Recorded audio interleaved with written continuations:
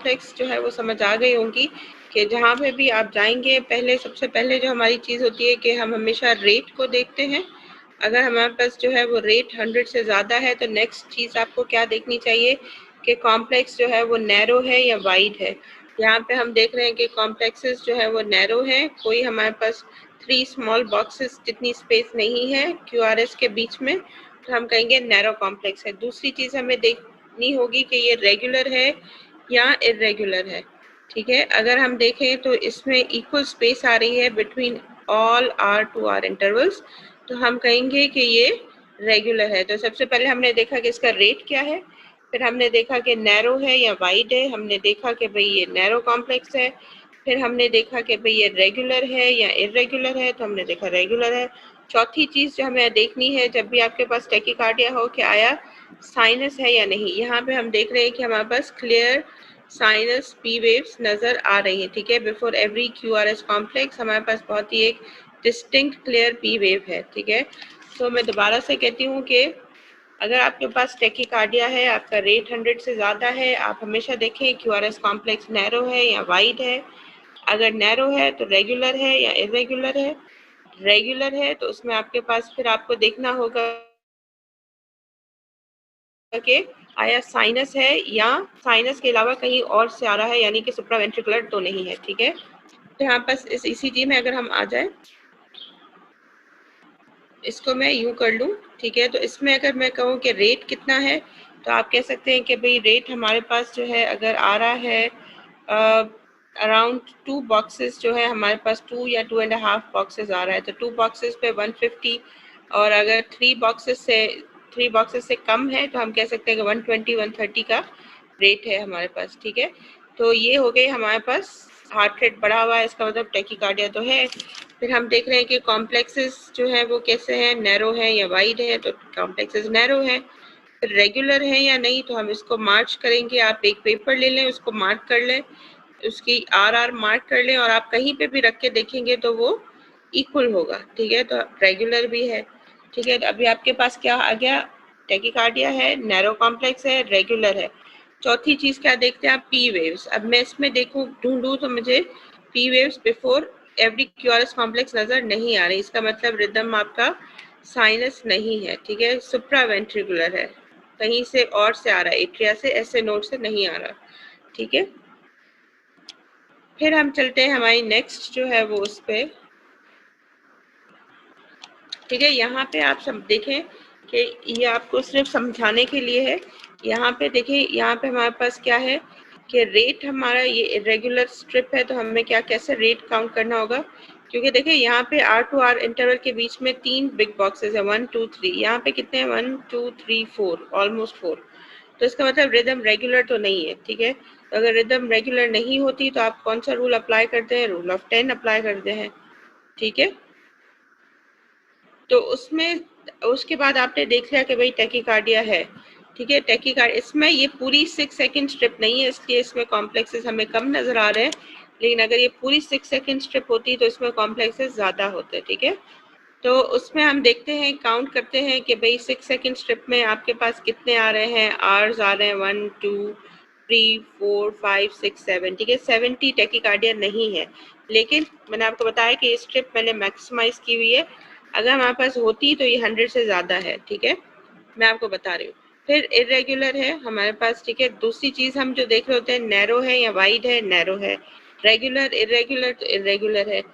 P waves हमें इसमें भी नजर नहीं आ रही, बिफोर QRS हमें कोई डिस्टिंक्ट पी वेव नजर नहीं आ रही। ठीक है, तो ये क्या हो जाएगा, एट्रियल फिब्रिलेशन। एट्रियल फिब्रिलेशन भी ये क्या है कि एट्रिया से आ रही है। एक रिदम एट्रिया से आ रही थी जो रेगुलर थी, उसमें पी वेव नहीं थी, जिसको हम सुप्रावेंट्रिकुलर टैकीकार्डिया बोल रहे थे। एक रिदम आ रही है एट्रिया से, लेकिन वो इरेगुलर है, हम उसको क्या बोल रहे हैं, एट्रियल फिब्रिलेशन। इसमें एट्रिया इतने फास्ट मूव कर रहे हैं कि हमारे पास कोई उसकी डिस्टिंक्ट पी वेव बन ही नहीं पा रही। ठीक है, आई होप यहाँ तक जो है आपको समझ आ गया है कि हम जब टैकीकार्डियास देखते हैं तो इनिशियली जो हम पहले सारी ECGs में देखते हैं, रेट देखते हैं। रेट देखने के लिए आपको देखना होगा कि ये रेगुलर रिदम है, इरेगुलर रिदम है। फिर आप देखेंगे कि नैरो कॉम्प्लेक्स है, अगर नैरो कॉम्प्लेक्स है तो पी वेव है या नहीं है। अगर रेगुलर है, पी वेव है, तो ये साइनस टैकीकार्डिया है। रेगुलर है, पी वेव है, नैरो कॉम्प्लेक्स है, साइनस है। अगर रेगुलर है, पी वेव नहीं है, नैरो कॉम्प्लेक्स है, तो क्या है, सुप्रावेंट्रिकुलर टेकिकार्डिया है, एट्रिया से कहीं से भी आ रही है। ठीक है। दूसरा क्या है हमारे पास कि आपके पास रिदम जो है वो टेकिकार्डिया है, नैरो कॉम्प्लेक्स है, इरेगुलर है, पी वेव नहीं है, एट्रियल फिब्रिलेशन है। ठीक है। उसके बाद हम आ जाते हैं हमारी नेक्स्ट रिदम पे। ठीक है। अगर मैं यहाँ पे देखूं तो यहाँ पे आपको क्या नजर आ रहे हैं कि वाइट कॉम्प्लेक्सेस नजर आ रहे हैं। ये क्यूआरएस कॉम्प्लेक्सेस देखिए कितने वाइट है, जो आप क्लियरली बता सकते हैं कि भाई इसमें मोर देन 3 स्मॉल बॉक्सेस होंगे। ठीक है। यहाँ पे अगर आप देखें तो ये भी मोर देन 3 स्मॉल बॉक्सेस आपको क्लियर नजर आ रहे हैं। अब आप देखें यहाँ से अगर मैं देखूं तो ये 2 लार्ज बॉक्सेस भी नहीं है। ठीक है। तो ये 300 अराउंड 170 180 का हार्ट रेट है। ठीक है। तो टेकिकार्डिया तो हुआ। फिर नेक्स्ट चीज आपको देखनी होती है वाइड है या नैरो है। वो तो क्लियर है कि भाई ये वाइड कॉम्प्लेक्स है। ठीक है। यहाँ पे आप देख रहे हैं कि स्पेसेस बहुत ज्यादा है। ठीक है। तो wide complex tachycardia is always ventricular tachycardia unless proven otherwise। ठीक है। 90-95% जो है अगर आपके पास वाइट कॉम्प्लेक्स टेकिकार्डिया आ रहा है तो वो वीटी ही होगा, वेंट्रिकुलर टेकिकार्डिया ही होगा। ठीक है।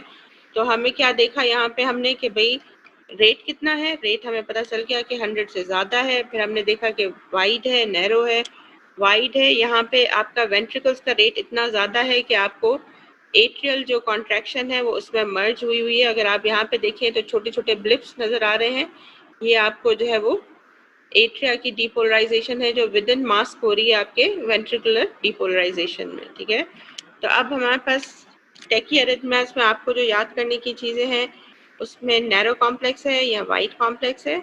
नैरो कॉम्प्लेक्स है तो डेफिनेटली दो चीजें हो सकती हैं, अगर रेगुलर है और पी वेव है तो साइनस है, अगर रेगुलर है पी वेव्स नहीं है तो सुप्रावेंट्रिकुलर है, अगर इरेगुलर है और पी वेव्स नहीं है तो वो एट्रियल फिब्रिलेशन है। फिर आपने देखा कि भाई कोई भी ईसीजी रिदम है, स्ट्रिप देखी, रेट ज्यादा है, इमीडिएटली आप कॉम्प्लेक्सेस को देखेंगे कि वाइट कॉम्प्लेक्स है या नैरो कॉम्प्लेक्स है। अगर वाइट कॉम्प्लेक्स है, रेगुलर है, तो हम उसे कहते हैं कि ये मोनोमॉर्फिक वीटी है। अगर वाइट कॉम्प्लेक्स है, इरेगुलर है, तो हम उसे कहते हैं पॉलीमॉर्फिक वीटी। मतलब वेंट्रिकल में से किसी एक जगह से ओरिजिन करेगी तो सारे कॉम्प्लेक्सेस एक जैसे होंगे। ठीक है। सारे वाइट कॉम्प्लेक्सेस एक जैसे होंगे। अगर वेंट्रिकल्स की डिफरेंट जगह से उनकी ओरिजिन होगी तो वाइट कॉम्प्लेक्सेस जो होंगे वो किसी की शेप कौन सी होगी, किसी की कौन सी। यहाँ पे आप देखते हैं कि बहुत ही सिमेट्रिकल मोनोमॉर्फिक मॉर्फोलॉजी, लगता है ऐसे कि एक ही जगह से ये अराइज हो रहे हैं। ठीक है। यहाँ तक अगर किसी को क्वेश्चन हो तो पूछ लें प्लीज।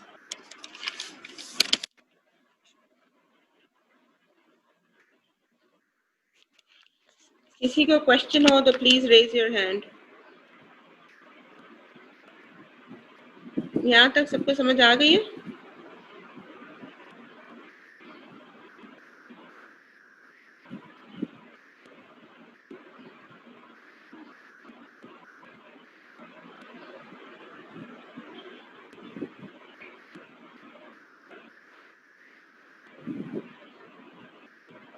ठीक है। चलिए, so we move next to our next topic जो है हमारे पास। अच्छा, ये एक रिदम है वेंट्रिकुलर फिब्रिलेशन। ठीक है। वेंट्रिकुलर टेकिकार्डिया, तो आपको यहाँ पे तो आपके वेंट्रिकल्स फास्ट कॉन्ट्रैक्ट कर रहे हैं, आपको वेव्स फिर भी अप्रिशिएट हो रही है। ठीक है।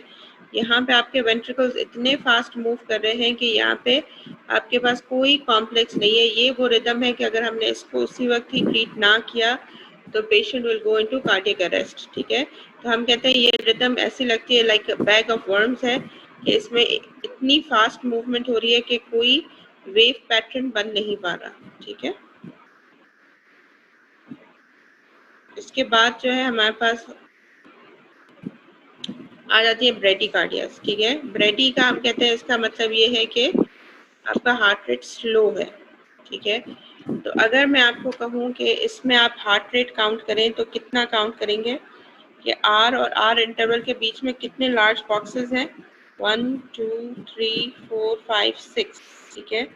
1 2 3 4 5 6। ठीक है। यहाँ पे भी 1 2 3 4 5 6। ठीक है। तो हमारे पास अप्रॉक्सीमेटली 6 जो है वो बॉक्सेस आ रहे हैं बिटवीन ईच आर इंटरवल, ठीक है। और फिर मैंने देखा कि अगर 6 है तो कितना होगा, 300 डिवाइडेड बाय 6, तो हमारे पास हो जाएगा रेट कितना हो जाएगा हमारे पास 50, ठीक है। तो लेस देन 60 हम कहते हैं कि ये साइनस ब्रेडिकार्डिया। मैं साइनस क्यों कह रही हूँ, क्योंकि हर क्यूआरएस से पहले हमारे पास बहुत ही एक वेव हमारे पास मौजूद होती है।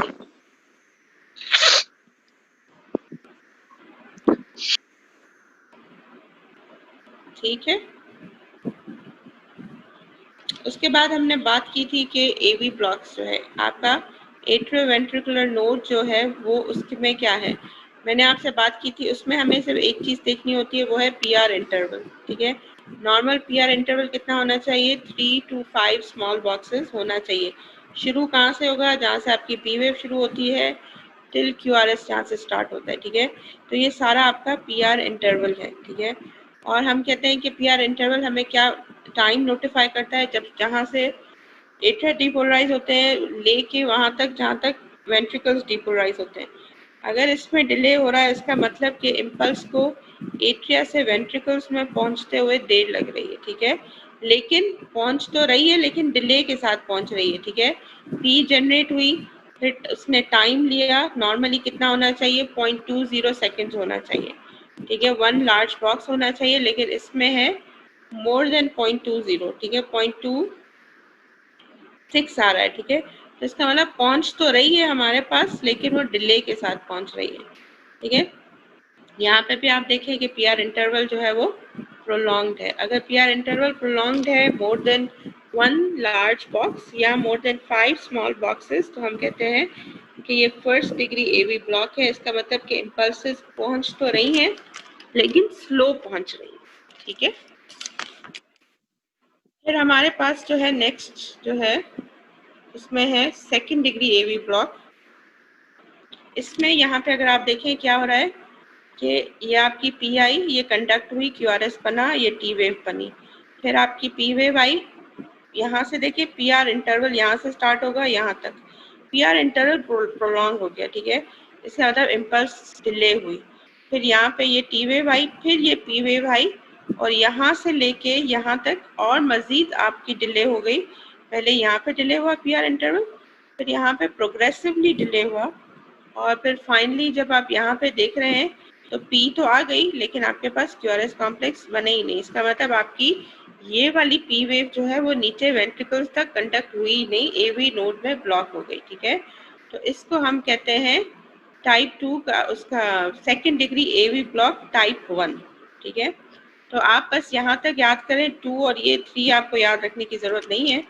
ब्लॉक्स में, ब्रेडीज में आपको बस ये याद रखना चाहिए कि अगर हार्ट रेट जो है आपका it should be less than 60, less than 60 है, साइनस रिदम है आपके पास, तो आप कहेंगे ये साइनस ब्रेडिकार्डिया है। फिर एवी ब्लॉक्स आप कैसे आइडेंटिफाई करेंगे, पीआर इंटरवल से। जो फर्स्ट डिग्री होगा इसमें इम्पल्स सिर्फ डिले हो रही है, लेकिन जितनी ऐसे नोड जो है वो इम्पल्सेस जनरेट कर रहा है वो सारी नीचे वेंट्रिकल्स में कंडक्ट हो रही है। इसीलिए हमारे पास हर पी वेव के साथ एक क्यूआरएस कॉम्प्लेक्स बन रहा है, दो डिलेड है लेकिन बन रहा है, ठीक है। लेकिन यहाँ पे क्या है कि ये आपका पीआर इंटरवल, यहाँ पे आपकी इम्पल्स डिले हुई, यहाँ से लेके यहाँ तक पीआर इंटरवल है।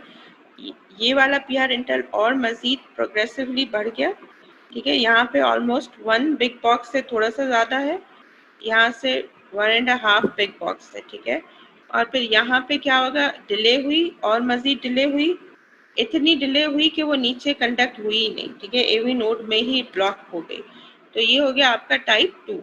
टाइप 1 जो एवी ब्लॉक से, उसमें आपकी सारी इम्पल्सेस जो ऐसे नोड से कंडक्ट हो रही है वो नीचे वेंट्रिकल्स तक पहुंच रही है।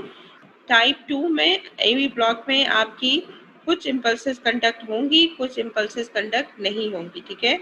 तो आपके पास सेकेंड डिग्री एवी ब्लॉक में आपको सिर्फ ये वाली टाइप याद रखें, ठीक है। बाकी आपके वो एग्जाम्स के लिए और उसमें ये नहीं आएंगे, ठीक है। सेकेंड हमारे पास है स्कीमिया। स्कीमिया हम कब कहते हैं, जब आपके हार्ट को सप्लाई डिमांड मिसमैच हो, आपके हार्ट की डिमांड ज़्यादा हो लेकिन उसको उतनी सप्लाई नहीं मिल रही, हमें पता है कि हार्ट को कौन सी वेसल सप्लाई करती है, कोरोनरी सप्लाई करती हैं। तो अगर कोरोनरी आर्टरीज में कोई एथेरोस्क्लेरोटिक प्रोसेस है तो हमारे हार्ट की सप्लाई कम हो जाती है, ठीक है। और रेस्टिंग फेज में शायद वो एविडेंट ना हो, लेकिन जैसे ही आप मूव करेंगे हार्ट की डिमांड बढ़ेगी, आर्टरीज में ब्लॉकेजेस होंगी, उतनी सप्लाई नहीं होगी, तो हमें ईसीजी में कुछ चेंजेस नजर आती हैं, ठीक है। तो हमें कौन सी सेगमेंट में ईसीजी में चेंजेस नजर आएंगी, वो है एसटी सेगमेंट। हमने अब तक बात की कि पी वेव की बात की थी हमने, अगर पी वेव का एम्पलीट्यूड बढ़ा हुआ है तो हम कहते हैं राइट एट्रियल एनलार्जमेंट है, पी वेव का टाइम बढ़ा हुआ है तो हम कहते हैं लेफ्ट एट्रियल एनलार्जमेंट है। फिर हमने कहा था कि वेंट्रिकुलर एनलार्जमेंट कैसे होगी, कि अगर हमारे पास लेफ्ट वेंट्रिकुलर एनलार्जमेंट कैसे होगी, अगर हमारे पास V1 में या V2 में एस वेव जो है वो उसका और आर वेव जो है V6 या 5, V6 या V5 में आर वेव का सम मोर देन 35 हो तो हमारी लेफ्ट वेंट्रिकुलर एनलार्जमेंट है। अगर आपको V1 में R wave more than 7 mm की नजर आ रही है तो वो राइट वेंट्रिकुलर हाइपरट्रॉफी है। फिर हमने किया कि पीआर इंटरवल अगर आपका प्रोलॉन्ग हो रहा है लेकिन आपकी सारी इम्पल्सेस कंडक्ट हो रही हैं तो वो टाइप 1 जो है ब्लॉक है, हमारे पास फर्स्ट डिग्री एवी ब्लॉक है। और अगर जो है हमारे पास इम्पल्सेस कुछ कंडक्ट हो रही है कुछ नहीं हो रही तो ये हमारे पास टाइप 2 ब्लॉक है, ठीक है। अब हम आते हैं कि सप्लाई डिमांड मिसमैच के लिए आपको जो चीज़ देखनी होगी वो देखनी होगी एसटी सेगमेंट, ठीक है। ठीक है, ये आप देखें ये नॉर्मल है, ये आपकी पी वेव है, ये आपकी आर वेव है, ठीक है। ये छोटी सी क्यू है, उसके बाद आर है, ये छोटी सी एस वेव है, ये आपकी एस टी सेगमेंट है, ये आपका टी वेव है, ठीक है। यहाँ पे देखें जब एस टी एलिवेशन हो जाती है तो आपका ये जो एस टी सेगमेंट था ये आपका ऊपर आ जाएगा, लिफ्ट हो जाएगा, एलिवेट हो जाएगा। अब कितना एलिवेट हुआ है, 1 2 3, ये हुआ 3 mm, ठीक है। अगर मोर देन 1 mm हो और 2 कॉन्टिगुअस लीड्स में हो, कॉन्टिगुअस लीड्स का मतलब क्या है, इसमें अब जो हमने आपको बताया था मैंने कि भाई लिम लीड्स होती हैं और हमारे पास चेस्ट लीड्स होती हैं। अब उनमें से हमें हार्ट का कैसे पता चलता है कि इंफीरियर आपका जो है हार्ट का सरफेस वो कौन सी लीड्स आपको सिग्निफाई करती हैं, लीड 2 3 और एवीएफ। आपके हार्ट का जो लेटरल पार्ट है उसको कौन सी इंडिकेट करती है, 1 एवीएल V5 V6। एंटीरियर जो है आपका V1 से V6 तक होता है। फिर आपके उस एंटीरियर में आपकी सेगमेंट्स हो सकती हैं, उसको छोड़ दें, एंटीरियर को V3 V4 नहीं कंसिडर करें, V1 to V6 कंसिडर करें, ठीक है। तो फिर हमारे पास ये है कि अगर दो कॉन्टिगुअस लीड्स हैं, अगर मैं कहूँ एसटी एलिवेशन हो रही है तो वो 2 में भी होनी चाहिए 3 में भी होनी चाहिए। ऐसा नहीं हो सकता कि 2 में हो और V5 में हो तो भी ये कॉन्टिगुअस नहीं हुई, ठीक है। तो अगर हम कहते हैं कि एसटी एलिवेशन एमआई हो गया, हार्ट अटैक हो गया, तो उसके लिए आपकी एसटी सेगमेंट एलिवेटेड होनी चाहिए, लेकिन 2 कॉन्टिगुअस लीड्स में होनी चाहिए। इसका मतलब आया जो इंफीरियर की 2 हो, लेटरल की 2 हो, एंटीरियर की कोई भी 2 हो, ठीक है। फिर हमारे पास एसटी डिप्रेशन है, यहाँ पे आपकी एसटी नॉर्मली होनी चाहिए थी, लेकिन इन तीनों में आप देख रहे हैं कि एसटी जो है आपकी सेगमेंट वो आपकी बॉर्डर लाइन से नीचे जा चुकी है। अब उसमें 3 टाइप्स होती हैं, ये अप स्लोपिंग टाइप है, ये डाउन स्लोपिंग टाइप है और ये आपकी हॉरिजॉन्टल टाइप है, ठीक है। लेकिन एसटी श्योरली हर सेगमेंट में आप देख रहे हैं, हर कॉम्प्लेक्स में एसटी डिप्रेस्ड है, ठीक है। अब यहाँ तक आप में से किसी को कोई भी क्वेश्चंस हो तो प्लीज़ मुझसे पूछ लें, ताकि हम फिर प्रैक्टिस को इसमें इंडिविजुअली करके सारी ईसीजीज जो है वो उसको रेट रिदम एक्सेस उसके साथ हम वॉक थ्रू करेंगे। प्लीज़ अभी किसी को कोई क्वेश्चंस है प्लीज़ बताएं, अगर है तो रेज योर हैंड। यहाँ तो आपको सब कुछ समझ आ रहा है या आपको कुछ भी समझ नहीं आ रहा है? किसी ने, चले किसी ने तो हैंड रेज किया।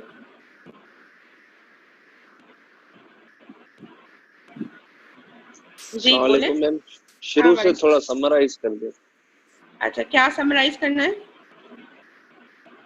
मैम शुरू से सारी समराइज करना है या आप चाहते हैं किसी पर्टिकुलर उसको? थोड़ा थोड़ा सब समराइज करें। चले ठीक है, पीछे चलते हैं फिर।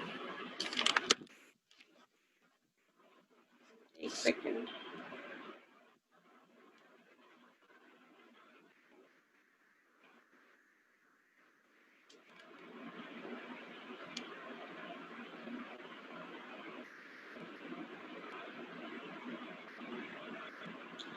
देखिए चेम्बर एनलार्जमेंट, अब जल्दी जल्दी मैं एक रैपिड रिव्यू कर लेती हूँ, उसके बाद जो हम प्रैक्टिस क्विज की तरफ चलते हैं।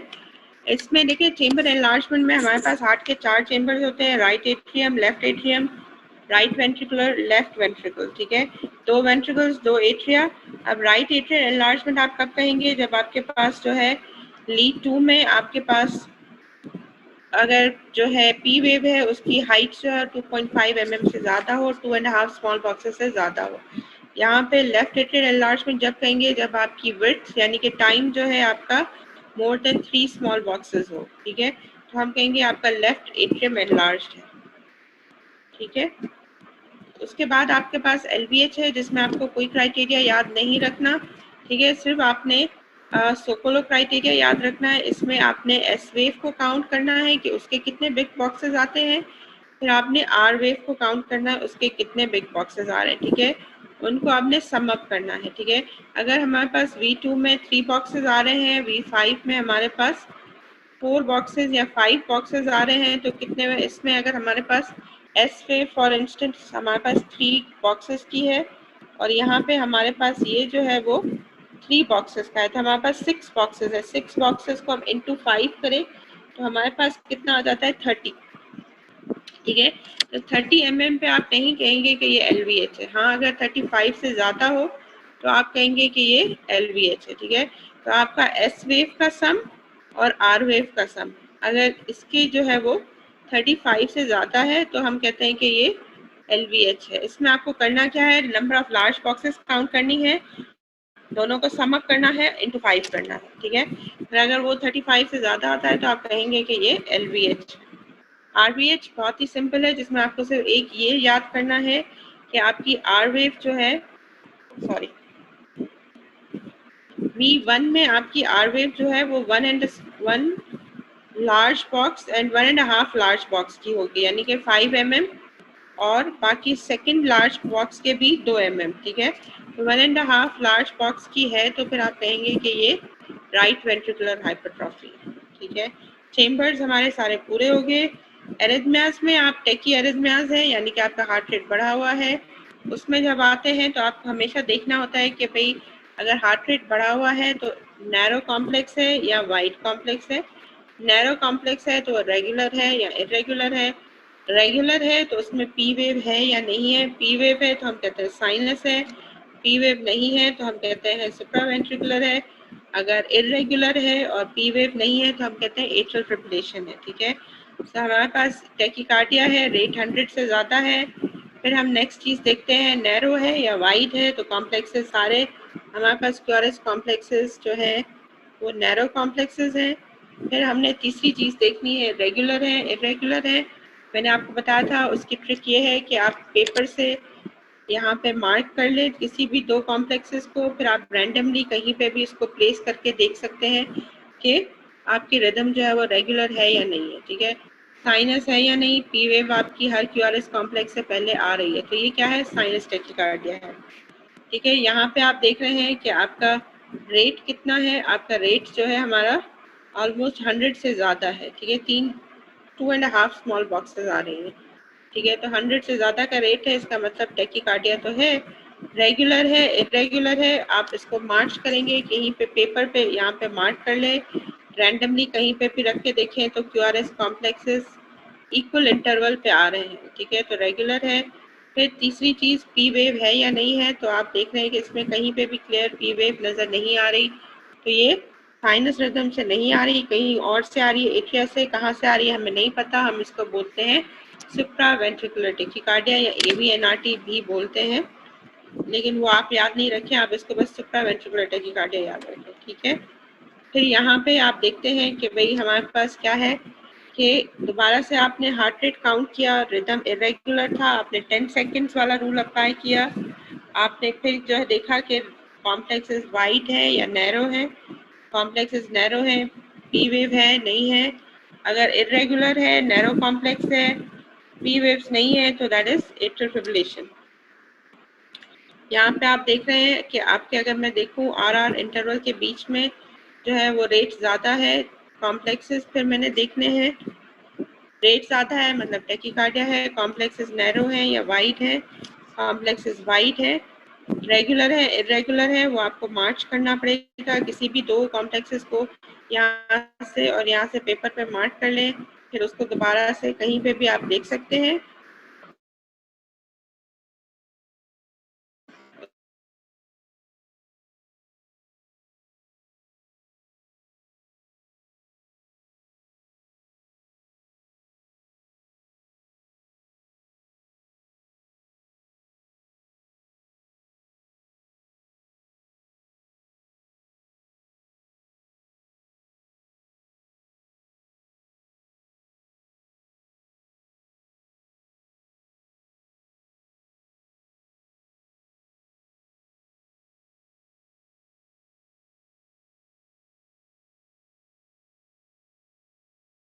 थ्री 300 से डिवाइड करें तो डेफिनेटली लेस देन 60 होगी।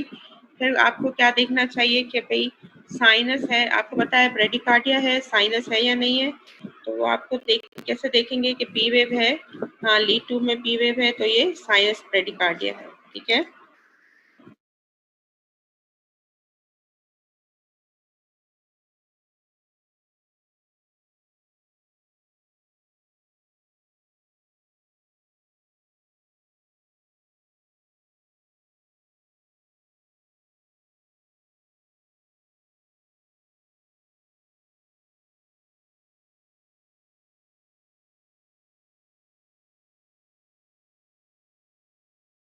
कल ये है कि अगर आप दोबारा से पढ़ के आते हैं, कल की क्लास से पहले हम जो है 5-10 मिनट दोबारा ईसीजी में से भी अगर आपको कोई प्रॉब्लम्स है तो उसको मैं दोबारा से आप लोगों को एक रैपिड रिव्यू या रिवीजन करवा लूंगी। ठीक है, लेकिन ईसीजी आपको हमेशा प्रैक्टिस के साथ आएगी। आपको वेव्स आइडेंटिफाई करना आनी चाहिए, प्रोसेस आना चाहिए कि आपने रीड कैसे करनी है, कि आपने पहले रेट देखना है, रिदम देखनी है, एक्सेस देखना है, फिर आपने इंडिविजुअल वेव्स को देखना है, फिर आपको इंटरवल्स को देखना है, फाइनली आपको सेगमेंट को देखना है। ठीक है, तो अब मैं आपको अनम्यूट कर रही हूँ। जिसको क्वेश्चंस हो please raise your hand.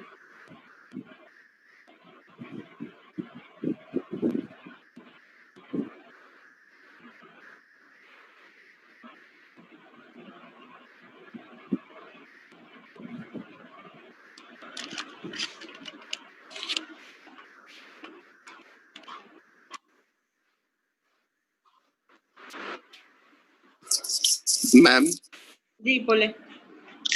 Ma'am ये लेफ्ट मोनोमॉर्फिक और पॉलीमॉर्फिक का मैम बता दीजिएगा, जो आपने लेफ्ट वेंट्रिकल का आपने बताया। और मैम ये जो आपने 10 सेकंड की जो आपने एग्जांपल दी है उसके अंदर एक एग्जांपल देके समझा दें कि मतलब किस तरह करेंगे। इरेगुलर है तो 10 सेकंड में किस तरह, मतलब 30 बॉक्स काउंट करने के बाद किस तरह ऐड करेंगे, ये दो चीजें बता दें। ठीक है,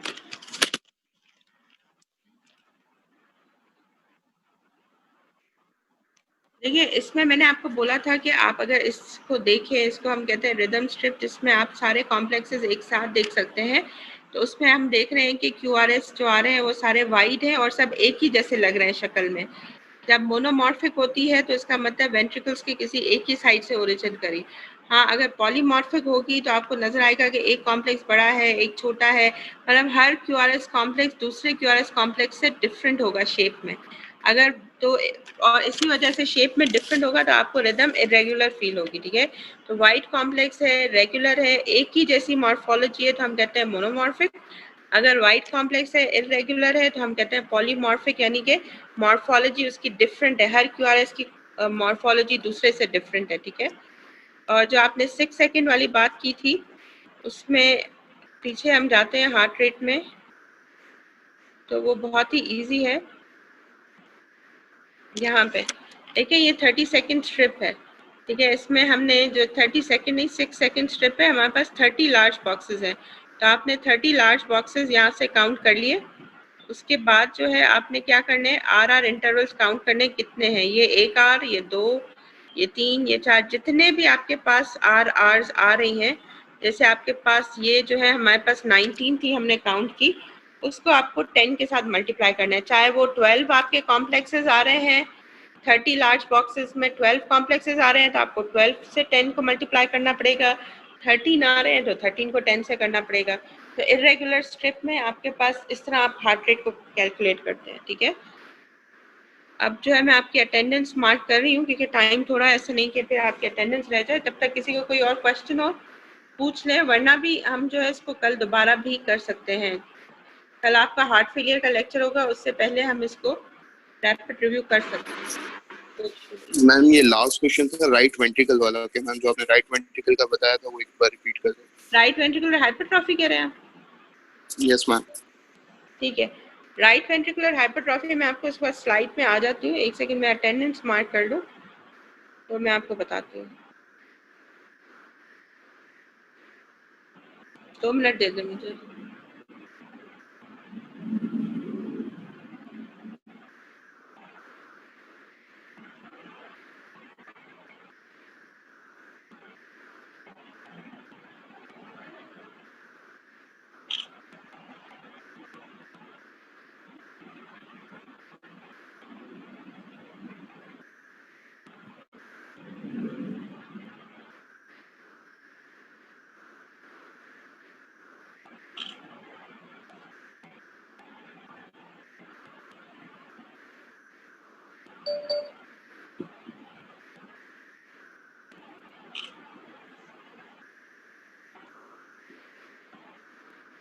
हाँ, अब यहाँ पे हम आ जाते हैं, मैं दोबारा आपके पास प्रेजेंटेशन में आ जाती हूँ।